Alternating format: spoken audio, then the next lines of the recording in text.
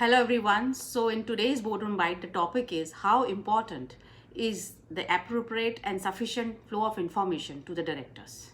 The proper information flow to the board is a road to take the effective decisions in the meeting and to develop the effective board. The responsibility of the board and its committees for oversightness is evolving continuously. Every week now brings a news report of some other corporate or board of directors breakdown, resignations of independent directors.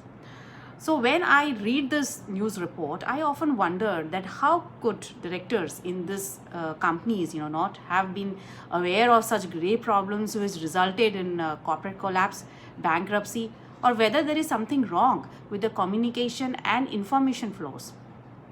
Question always arises whether both today are receiving and absorbing adequate information and support to make effective decisions.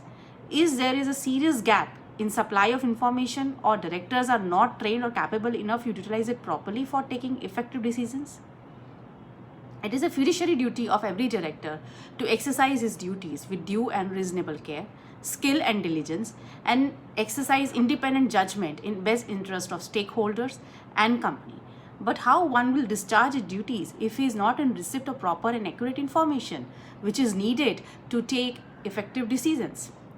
A director should be aware enough to know what kind, how, and how much appropriate information and clarification should be demanded from the management on agenda points to be decided in the board and committee meetings in order to fulfill its fiduciary duties of exercising independent judgment.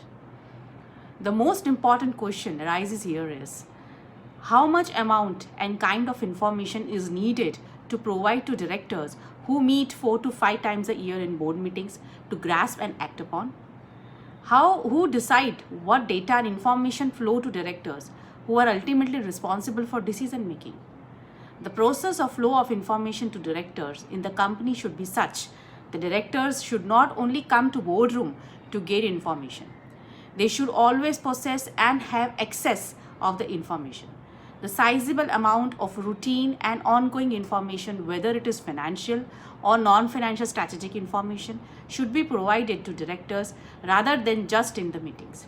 It is observed that in many MNCs, they are hiring external corporate governance consultants to identify, assess, and decide of which kind, what, and how much information is to be provided to directors to take effective decisions.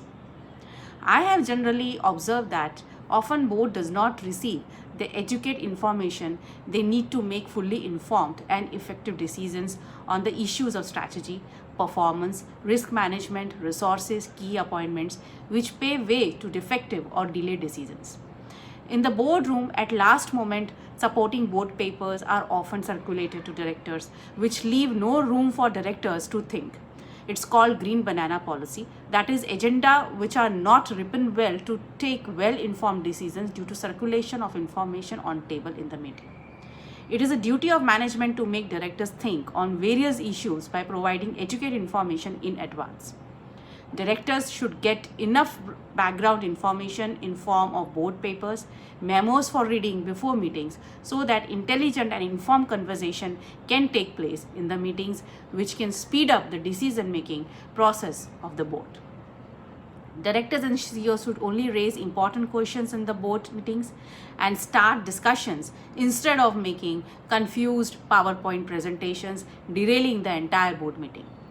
Long PowerPoint presentation should be avoided as thinking process always start when person have a narrative. I think that there is a need to have shift from presentation culture to a memo-based culture in the boardroom. The level of information which directors receive before the board meeting decides the quality of the discussions and decisions in the boardroom.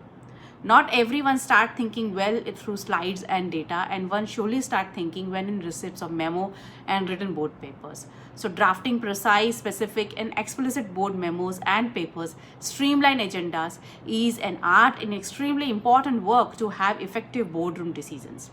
CEOs and company secretaries should start developing the skill of preparing explicit board papers. Director scales of involvement and contribution to the board decisions depends on the scale of information he has access to. I've also observed that mostly directors are not able to read the financial statements, accurately, understand cash flow statements, and have a very little knowledge and understanding of accounting standards. No matter what kind and size of company it is, if there is a failure to track and manage cash flow effectively, it can seriously hamper the growth of the company to the extent of taking the company towards the bankruptcy. Many material disclosures are made to investors and exchanges without knowledge of directors, for which ultimately they are held responsible. To ensure that timely information reaches the board, Chief Reporting Officer can be appointed internally in the company, or external corporate governance consultants should be hired by the company and made responsible for identifying, collecting, and supplying the right amount, kind of information needed to guarantee an adequate flow of information weekly, fortnightly, or monthly to the directors. So, the completeness and the flow of the specific explicit information available to the directors is an essential condition for the proper exercise of their duties and responsibilities of ensuring proper check and balance in governance and operations of the company. Well-defined internal reporting process should be placed in any organization, irrespective of its type, size, and operations, for effective decision-making process of the board. Thank you.